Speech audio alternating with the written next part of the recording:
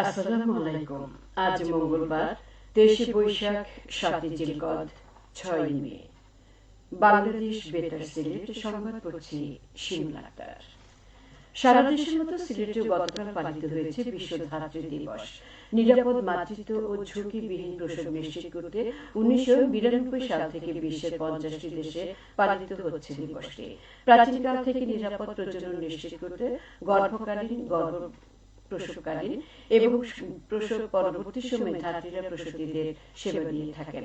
সন্তান প্রসবে মায়েদের যুগ যুগ ধরে সেবা দিয়ে আশা স্বীকৃতির দাবিতে 1980-এর দশকে আন্তর্জাতিকভাবে আন্দোলন শুরু হয়। এর ফলে 1992 সাল থেকে 5 মে তারিখটিকে বিশ্ব ধাত্রী দিবস হিসেবে স্বীকৃতি দেওয়া হয়। দিবসটি উপলক্ষে বাংলাদেশ নার্সিং কাউন্সিল, স্বেচ্ছাসেবী সামাজিক সংগঠন বিভিন্ন কর্মসূচি পালন করছে। এই উপলক্ষে র্যালি ও আলোচনা সভা অনুষ্ঠিত হয়েছে মৌলভীবাজারে। জেনারেল হাসপাতাল থেকে বের করা হয় সচেতনতামূলক র্যালি। পরে নার্সিং ইনস্টিটিউটে সভাকক্ষে অনুষ্ঠিত হয় আলোচনা সভা। সভায় প্রধান অতিথি ছিলেন জেলা সিভিল সার্জন মামুনুর রহমান। এতে ডাক্তার, নার্সিং ইনস্টিটিউটের শিক্ষার্থী, সরকারি বেসরকারি হাসপাতাল ও ক্লিনিকের নার্স ও বেসরকারি প্রসব সহায়তাকারীগণ উপস্থিত ছিলেন। নার্সিং ইনস্টিটিউটের আয়োজন করে। ছাত্র জনতা জুলাই আগস্ট গণ অভ্যুত্থানে শহীদ পরিবারের সদস্যদের হাতে আর্থিক অনুদানের চেক হস্তান্তর করা হয়েছে গতকাল সিলেটে। জেলা পরিষদের 14 জন শহীদ পরিবারের সদস্যদের হাতে চেক তুলে দেন বিভাগীয় কমিশনার খান মোহাম্মদ রেজাউল নবী। জেলা পরিষদের প্রশাসক অতিরিক্ত বিভাগীয় কমিশনার দেবজিৎ সিংহের সভাপতিত্বে অনুষ্ঠানে বিশেষ অতিথি ছিলেন জেলা পরিষদের প্রধান নির্বাহী কর্মকর্তা সন্দীপ কুমার, উপপ্রধান তথ্য কর্মকর্তা মুমিনুল হক।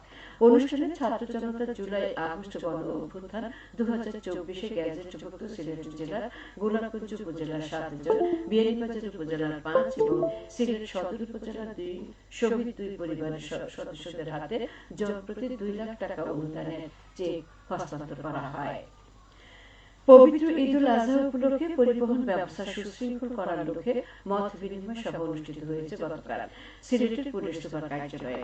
হাইওয়ে পুলিশ, জেলা পরিবহন মালিক ও শ্রমিক সমিতির সঙ্গে এই মত বিনিময় সভায় মিলিত হন। এতে মহাসড়কে যানবাহনের নির্বিঘ্নে চলাচল নিশ্চিত করতে সংশ্লিষ্টদের সহযোগিতা কামনা করা হয়।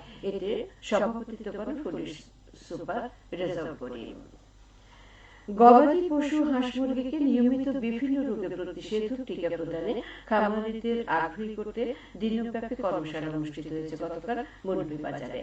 জেলা প্রাণী সম্পদ কার্যালয়ের প্রশিক্ষণ কেন্দ্রে উদ্বোধন করেন জেলা প্রশাসক মোহাম্মদ ইসরাইল হোসেন।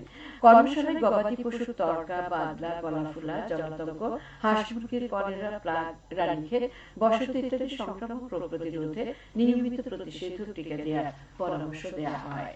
এতে উদ্যোক্তা সহ 105 জন খামারি অংশ নেন। জেলা প্রাণী সম্পদ অধিদপ্তর এর আয়োজন করে। এবারে শুনুন কৃষি সংবাদ। চলতি মৌসুমে ভুট্টা চাষের বাম্পার ফলনের সম্ভাবনা সৃষ্টি হয়েছে মৌলভীবাজারের কমলগঞ্জ উপজেলায়।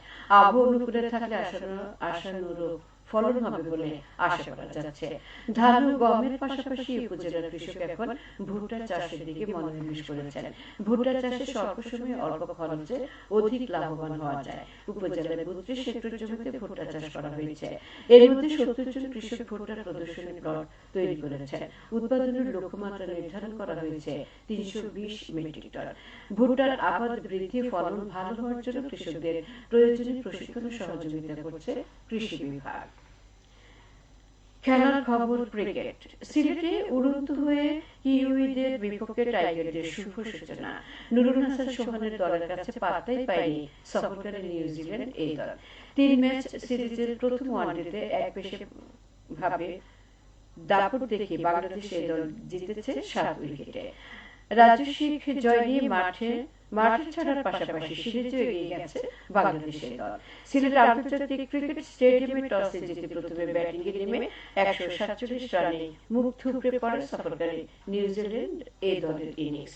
জবাবে 27 ওভার 2 বলে 3 উইকেট হারিয়ে জয়ের লক্ষ্যে পৌঁছায় বাংলাদেশ এই দল। একই ভেন্যুতে আগামীকাল সিরিজের দ্বিতীয় ম্যাচে মাঠে নামবে 2 দল। ক্রিকেটের আরো খবর।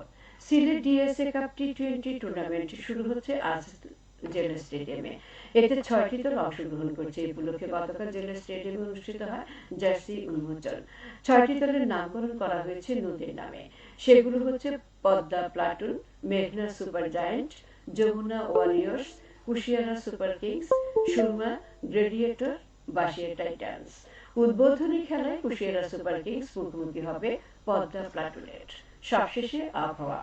আজ বেলা 1টা পর্যন্ত পূর্বাভাসে বলা হয়েছে সিলেট ও পার্শ্ববর্তী এলাকায় পশ্চিম উত্তর পশ্চিম দিক থেকে অস্থায়ীভাবে ঘন্টায় সর্বোচ্চ 60 কিলোমিটার বেগে ঝোড়ো হাওয়া বয়ে যেতে পারে। সেই সঙ্গে হতে পারে বৃষ্টি অথবা বজ্রসহ বৃষ্টিপাত। এসব এলাকার নদী বন্দরসমূহকে 1 নম্বর সতর্কতার সঙ্গে দেখিয়ে যেতে বলা হয়েছে। আজ সিলেটে সূর্যোদয় হয়েছে 5টা 13 মিনিট এবং সূর্য অস্ত যাবে সন্ধ্যে 6টা 24 মিনিটে। সংবাদ শেষ হলো। আমাদের পরবর্তী স্থানীয় সংবাদ প্রচারিত হবে দুপুর 1টা বেজে 5 মিনিটে।